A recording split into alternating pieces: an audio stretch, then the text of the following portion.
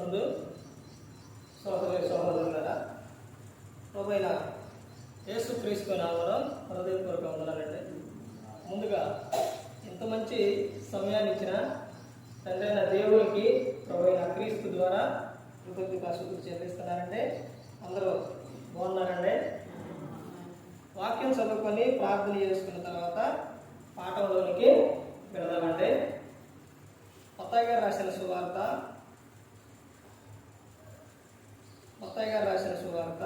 10వ అధ్యాయం 20వ వచనం. మీ తండ్రి ఆత్మ మీలో నుండి మాట్లాడుచున్నాడే కానీ మాట్లాడేవారు మీరు కారు. ప్రార్థన చేసుకుంటారు. పరలోకమందున్న మా తండ్రి, పరిశుద్ధ ప్రేమ గల తండ్రి, గొప్ప తండ్రి, యెహోవా తండ్రి, ఈ ప్రియకుమారుడు యేసుక్రీస్తు ప్రభువు ద్వారా కృతజ్ఞతాస్తుతులు చెల్లిస్తున్నాము నాయన. ఆరాధన క్రమం అంతట్లో మీరు నడిపించిన నాయన. వాక్యం బోధించుండగా వినువారు తండ్రి మంచి హృదయం తిని వాక్యానుసారంగా నడిచే భాగ్యం దయచేయండి తండ్రి. వాక్యం బోధించుండగా ఈ లోక సంబంధమైన జ్ఞానంతో కాకుండా మీ జ్ఞానంతో మాట్లాడే భాగ్యం దయచేస్తారని మా ప్రభువైన యేసుక్రీస్తు నామములో వేడుకుంటున్నాం తండ్రి. ఆమేన్. ప్రభువైన యేసుక్రీస్తు నామములో హృదయపూర్వక వందనాలండి. దేవుని కుమారుడు యేసుక్రీస్తు ప్రభువు ఈ లోకానికి వచ్చిన తర్వాత ఏమని చెప్పారు? మొదలుగా ఏమని చెప్పారు? యేసుక్రీస్తు ప్రభువు ఈ లోకానికి వచ్చిన తర్వాత, బాప్తిస్మం తీసుకున్న తర్వాత, ఆయన శోధనలన్నీ అయిపోయిన తర్వాత, వచ్చిన తర్వాత ఏమని చెప్పారు? మత్తయి గారు రాసిన సువార్త 4వ అధ్యాయం 17వ వచనం.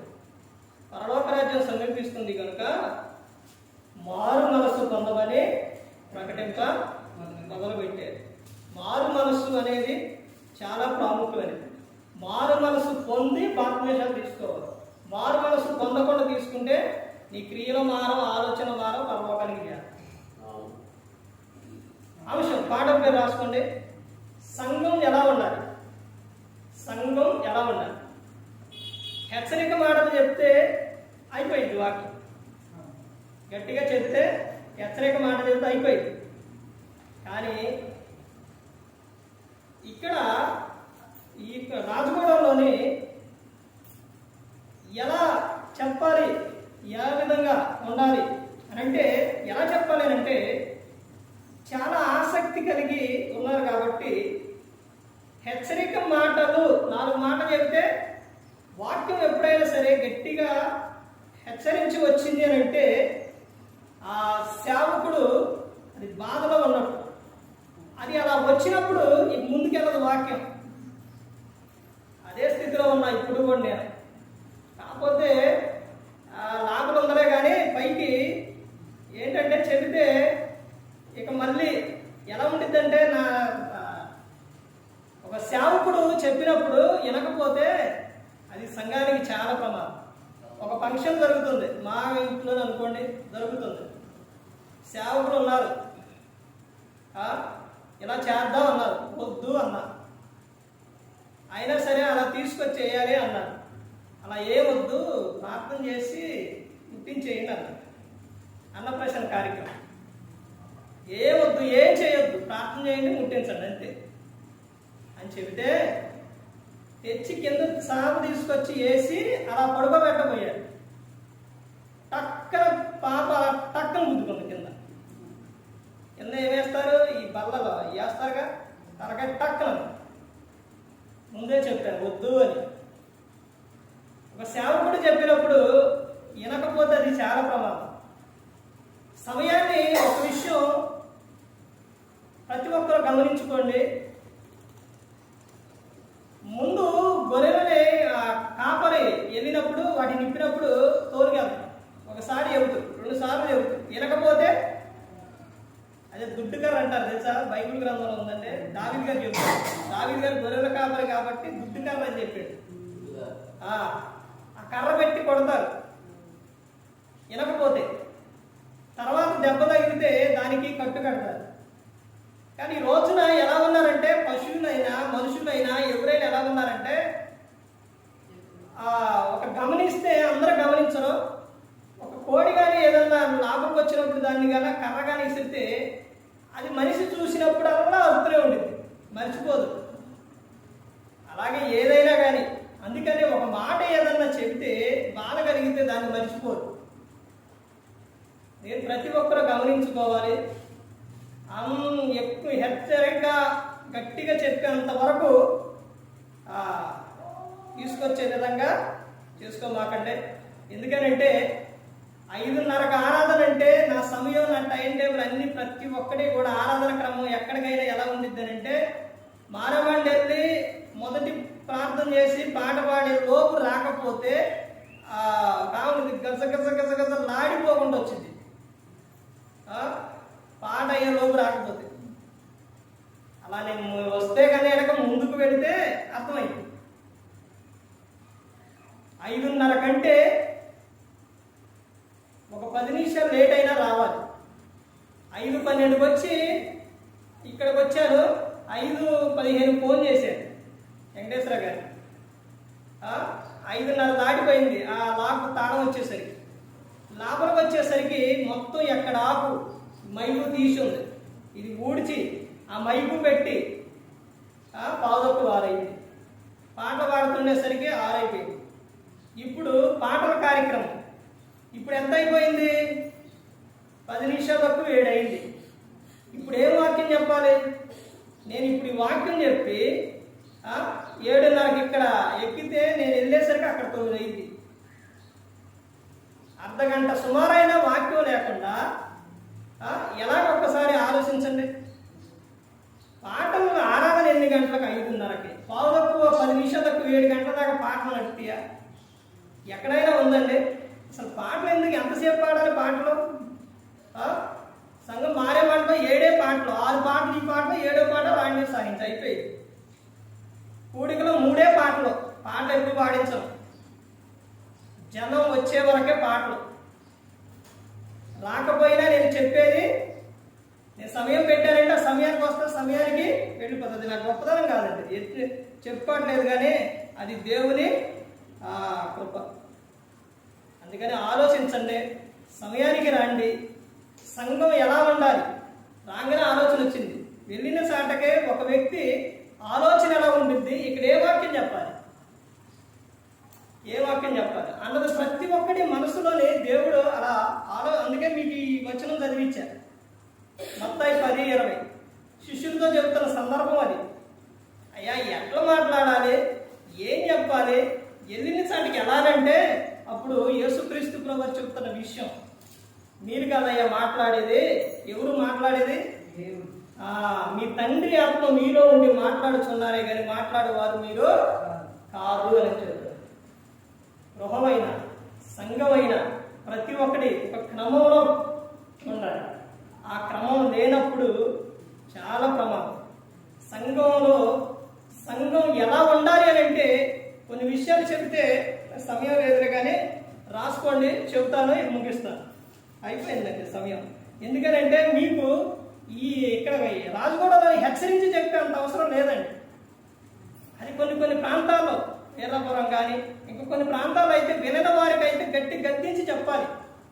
మీరు వింటారు, చక్కగా వింటారు. పాటలు చూడకుండా పాడుతున్నారంటే మీకు ఎంత ఆసక్తి ఉందండి, అసలు చక్కగా వింటారు. అదే కొంచెం టయానికి రండి.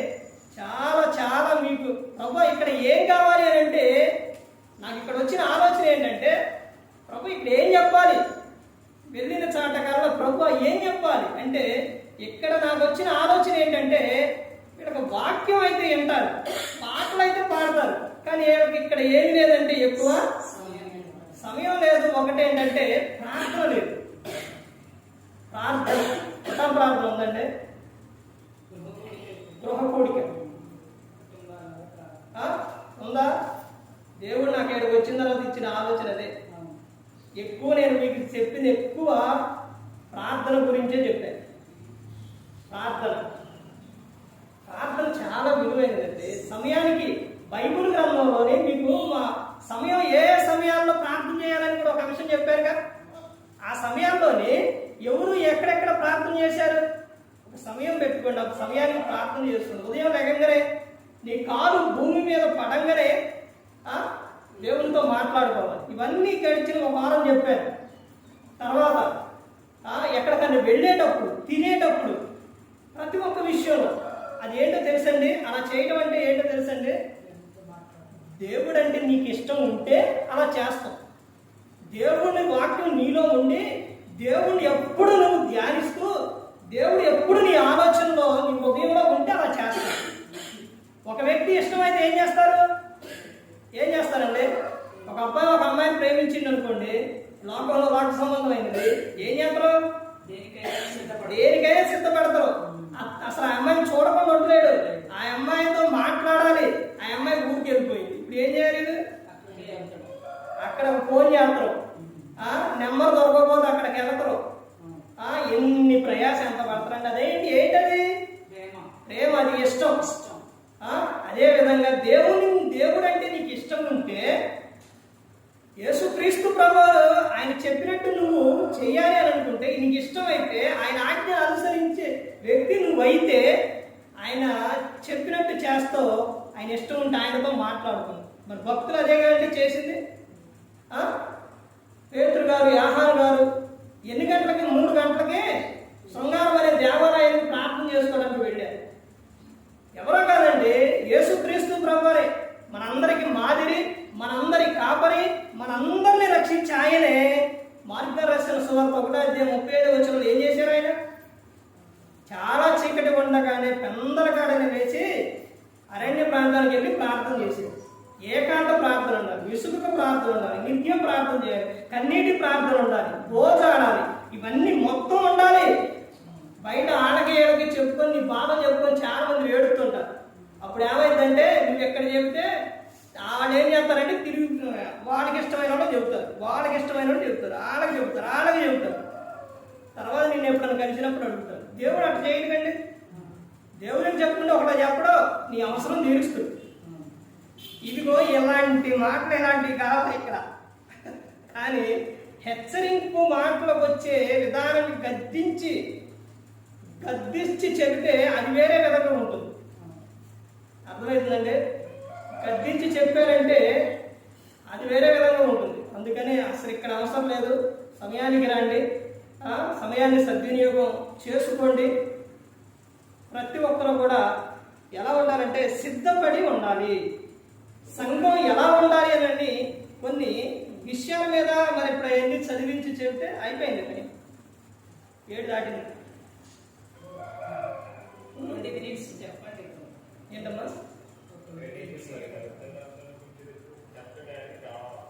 నేను 9 గంటలకు మారేమండి వెళ్ళాలి, మళ్ళీ 12 గంటలకు రాగిపాలెం వెళ్ళాలి, మళ్ళీ 2 గంటలకే వీరపురం రావాలి, మళ్ళీ సాయంత్రం తిరుగురు రావాలి. ఇది సమయం. అందుకని గమనించండి, ఏమనుకోమాకండి. సమయానికి వస్తేనే ప్రతి ఒక్కటి ఏదైనా జరుగుతుంది.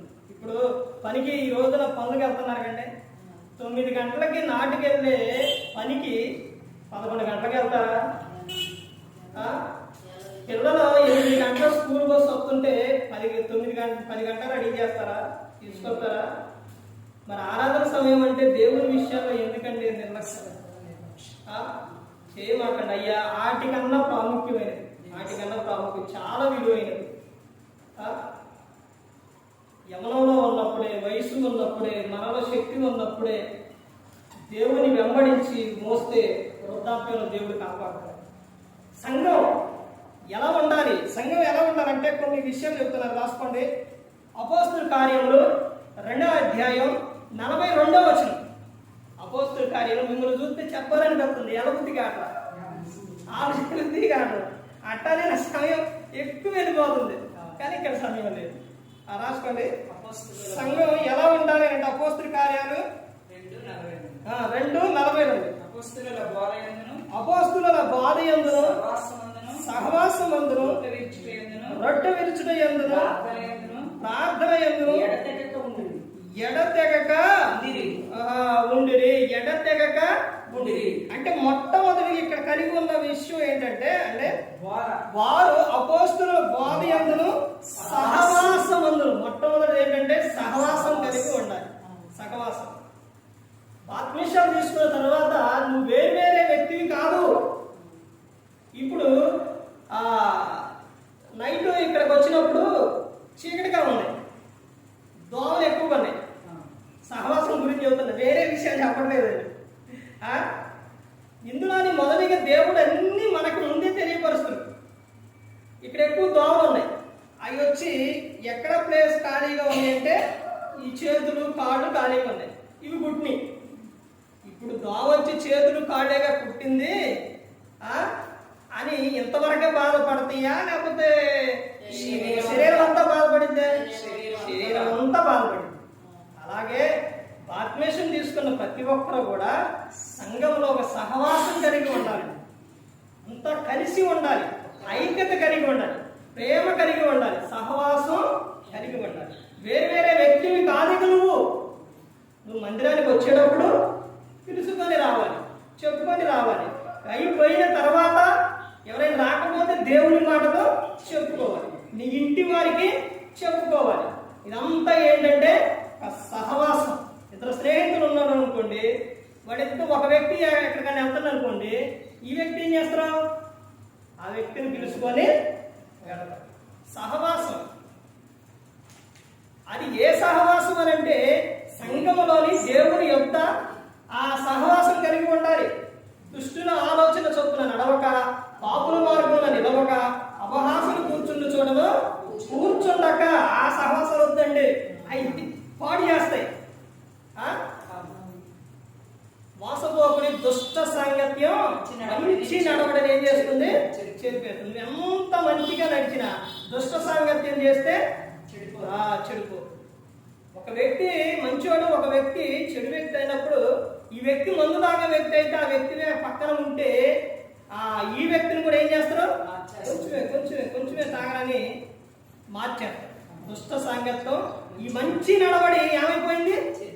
చెరిపేశారు. మంచి సహవాసం కలిగి ఉండాలి. ఆ సహవాసమే సంఘం సహవాసం. వీడు అపోస్తులు అలాగే ఉన్నారు. తర్వాత ఏమని చెప్తున్నారంటే అపోస్తుల కార్యములు 2వ అధ్యాయం అక్కడే చెప్తున్నారు. చూడండి ఏమని చెప్తున్నారంటే, సహవాసం అందును రొట్టె విరుచుట యందును ప్రార్థన చేయుట యందును ఎడతెగక ఉండిరి. తర్వాత వాక్యమునందు నిలిచి ఉండాలి. దేని యందు ఉండాలండి? ఒకటి సహవాసం ఉండాలి, తర్వాత వాక్యమందు నిలిచి ఉండాలి. ఎవరో నిలిచి ఉండేది? ఎవరండి? బయట ఉన్న వ్యక్తులు కాదు, బయట ఉన్న వ్యక్తులు ఉండరు. అర్థమైందండి? సంఘం ఆయన ఏంటండి? ఆయన శిరస్సు, ఆయన శరీరం. అర్థమైందండి? ఆయన శరీరం. ఆ శరీరంలోని మనం ఎవరంటే అవయవాలు.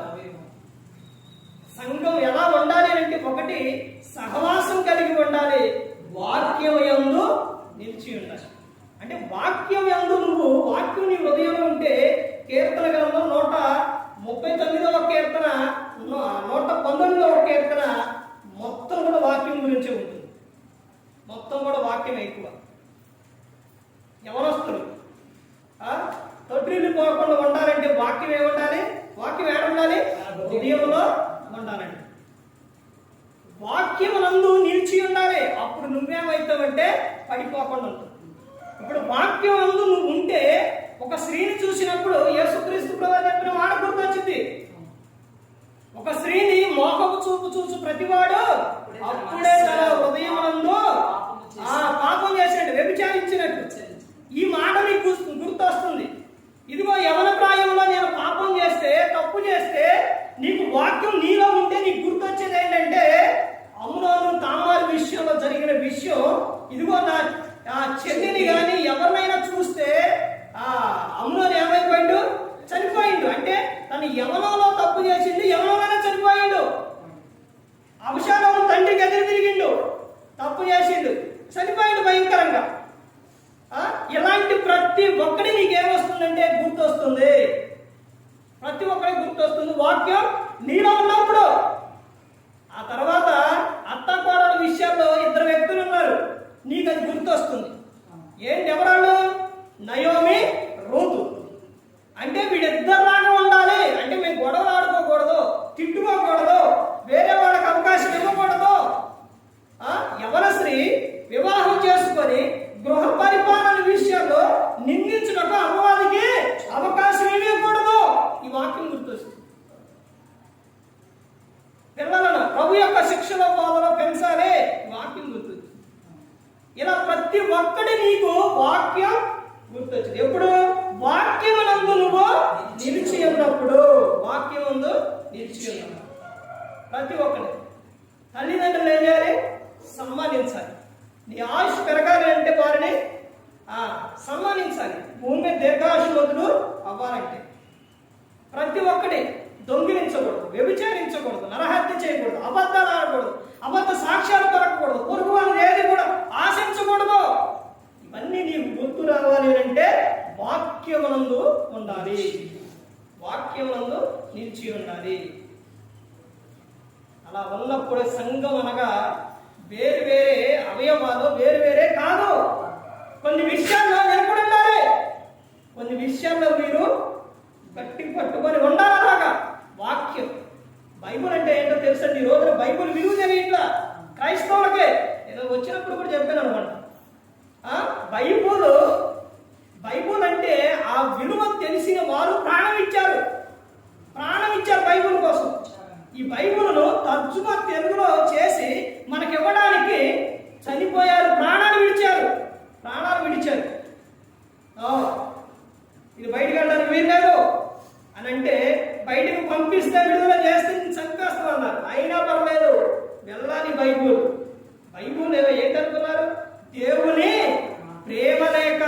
దేవుడు మనకిచ్చిన లేఖ అండి ఇది. లేఖ ఇది ఎక్కడ ఉండాలి? బైబుల్ నీ హృదయంలో ఉండాలి. నిత్యం దీన్ని నువ్వు హత్తుకొని ఉండాలి. తలల కింద పెట్టుకోవడం భయం వస్తే ఇలాంటివి కాదు చేసేది. వాక్యం నీలో ఉండాలి. తర్వాత బైబుల్ను కాళ్ళ కింద పెట్టుకోవడం, నుంచొని పాట పాడేటట్టు బైబిల్ ఎక్కడండి ఉండేది? ఉండాలి, నీ చేతిలో ఉండాలి, నీ హృదయం మీద ఉండాలి. కాళ్ళ కింద కాదు బైబుల్ ఉండేది. ప్రతి ఒక్కరూ గమనించుకోవాలి. వాక్యం బైబుల్ అంటే పరిశుద్ధ గ్రంథం. దీన్ని పరిశుద్ధంగా చూడాలండి. తర్వాత ఇంకా చెబుతున్న విషయం ఏంటంటే, ఇంకా ఏమో చెప్తున్నారంటే ప్రార్థన కలిగి ఉండవలెను. ఒక్కొక్క విషయం మీద అసలు ఎంతసేపు అయినా మాట్లాడుకోవాలి. ప్రార్థన కలిగి ఉండాలి. సంఘంలో ప్రార్థన ఉండాలి, గృహం ప్రార్థన ఉండాలి, వ్యక్తిగత ప్రార్థన ఉండాలి, ప్రతి ఒక్క విషయంలో ప్రార్థన ఉండాలి. ప్రార్థన అనగా దేవునితో మాట్లాడుకోవటం, వాక్యం అనగా దేవుడు మనతో మాట్లాడు. ప్రార్థన కలిగి ఉండాలి. అపవాది ఎవరినైనా పడేస్తారు కానీ ప్రార్థన చేసే వారిని టచ్ కూడా చేయలేదు. ఎన్ని శోధనలు వచ్చినా ఏదొచ్చినా నువ్వు మోకాలు వేసి ప్రార్థన చేసినప్పుడు అపవాది ఉనికిపోదు. ప్రార్థనలోనే శక్తి ఉంది. తర్వాత ఇంకా ఏమని చెప్తున్నారంటే అక్కడ ఏక మనస్సు కలిగి ఉండవలెను.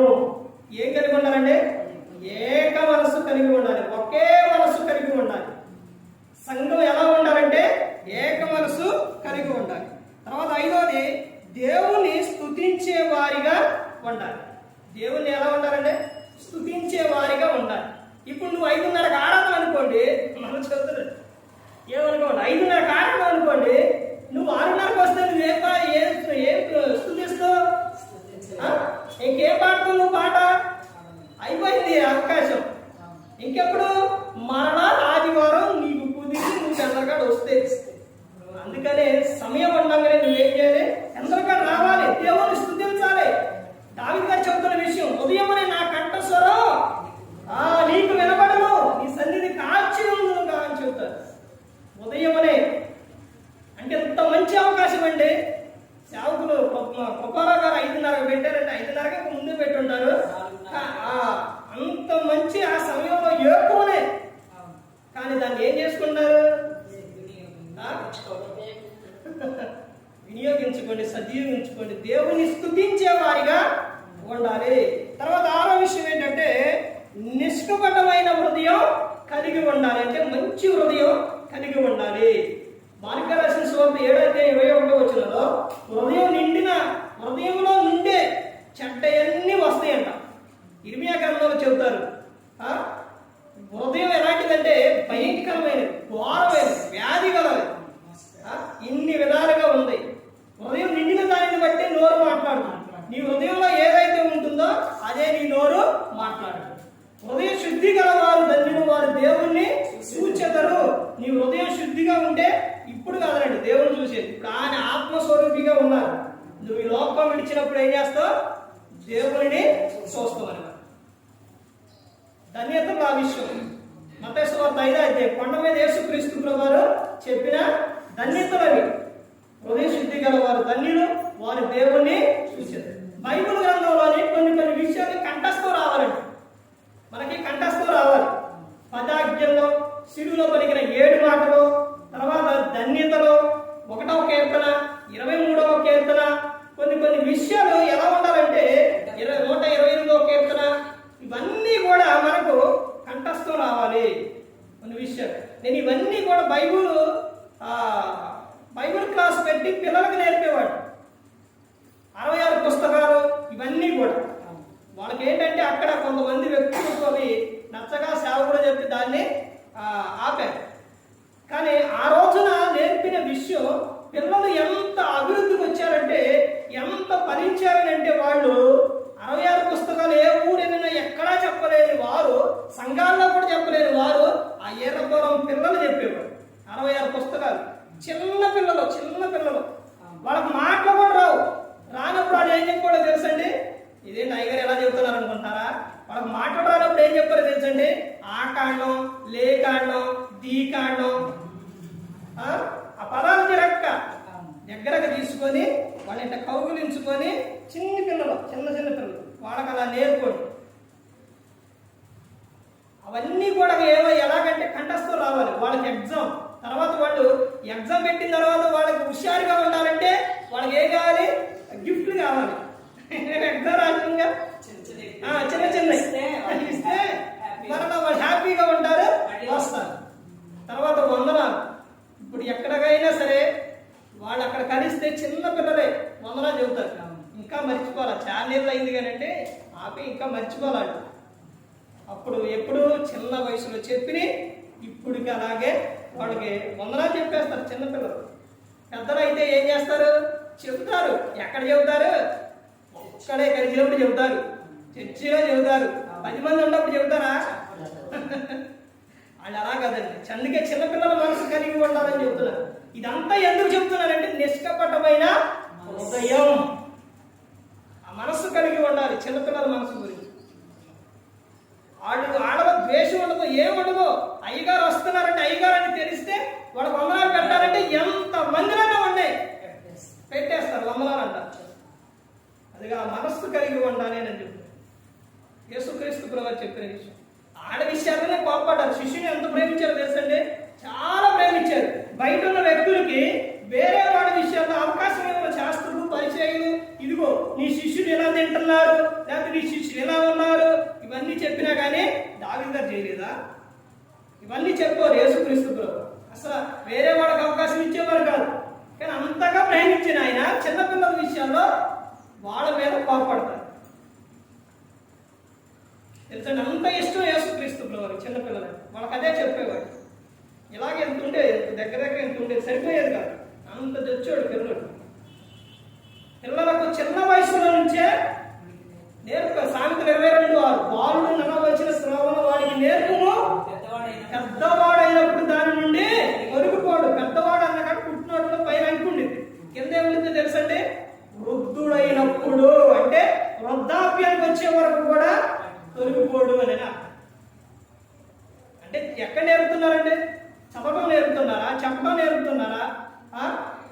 వారు కూర్చున్నప్పుడు, లేచినప్పుడు, పడుకున్నప్పుడు చెప్పాలి అనేది వాక్యం ఉంది.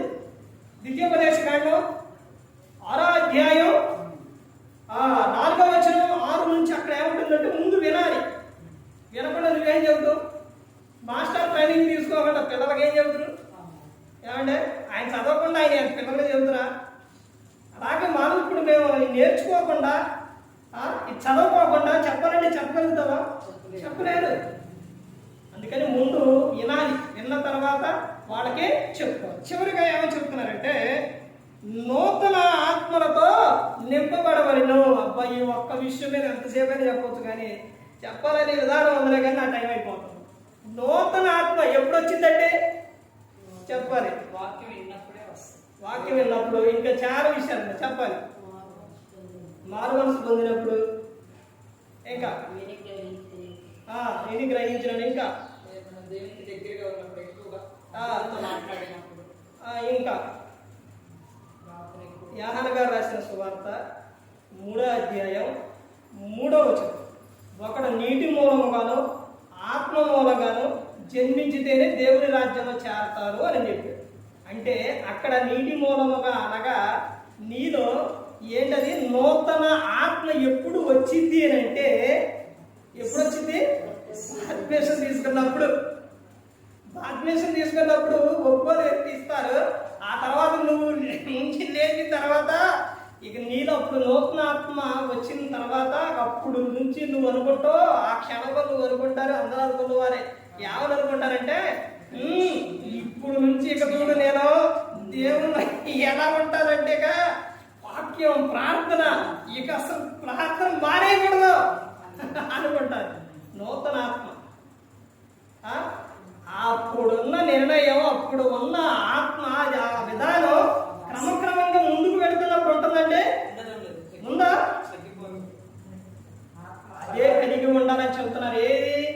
మొదలు నూతన ఆత్మ. నువ్వు నూతనంగా బాప్తిసం తీసుకున్నప్పుడు ఎలా ఉంటారంటే, ఇంకొక సందర్భం ఏంటంటే కొన్ని విషయాలు ఈ లోకంలోని, ఒకటి తల్లి గర్భంలో నుంచి 3 విషయాలు ఉన్నాయి. ఇక్కడ నూతన జన్మలు అనగా 3 విషయాలు ఉన్నాయి. ఒకటి తల్లి గర్భంలో నుంచి బిడ్డ వచ్చినప్పుడు ఎలా అయితే వైట్ పేపర్ లాగా ఈ లోకానికి వచ్చింది జన్మ, తర్వాత నూతన జన్మ బాప్తిసం, ఆ తర్వాత వివాహం విషయం.